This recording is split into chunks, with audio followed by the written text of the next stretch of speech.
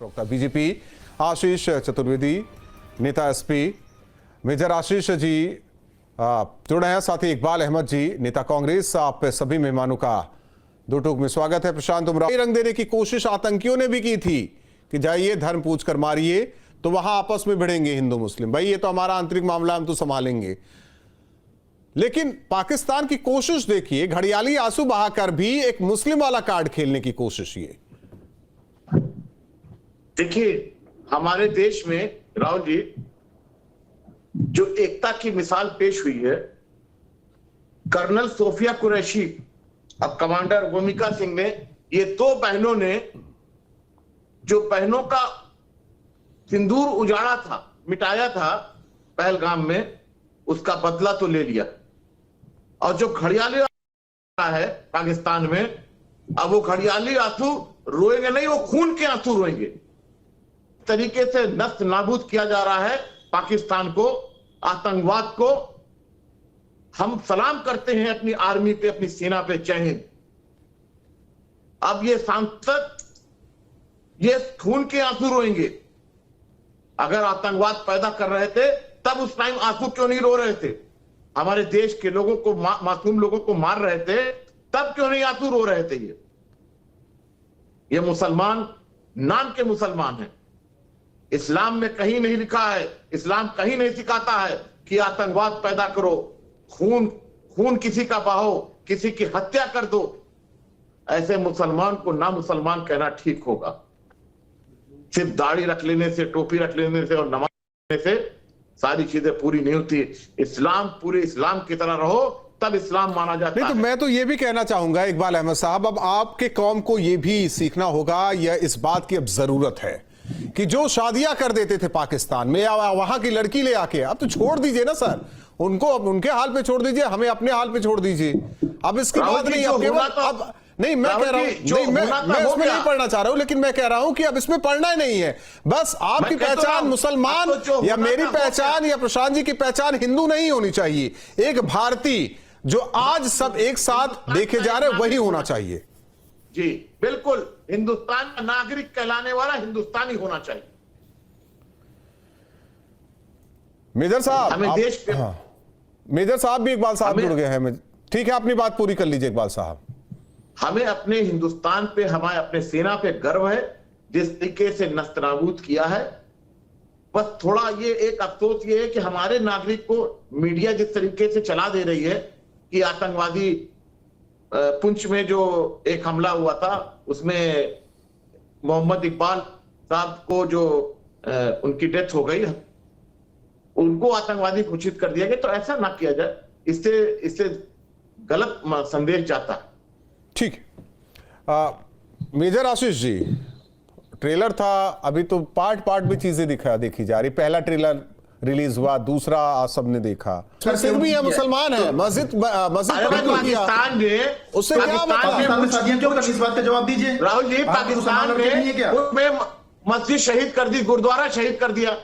अगर उनको इतनी वो, हाँ, तो वही कह रहे हैं ना, ऐसे संकीर्ण मानसिकता के लोगों से मुसलमान कहां? मैं इकबाल अहमद साहब वही तो कहना चाह, वही तो डिलीवर करना चाह रहे हो। इतने संकीर्ण मानसिकता के लोगों के साथ आप लोग रिश्ता कैसे रखते हैं? मैं सभी को नहीं कह रहा हूं, मैं फिर कह रहा हूं, सभी को नहीं कह रहा हूं। आप हमारे लिए आप लोग, एक बात सुनिए, इकबाल अहमद साहब आपकी बात ही नहीं कर रहे हैं ना।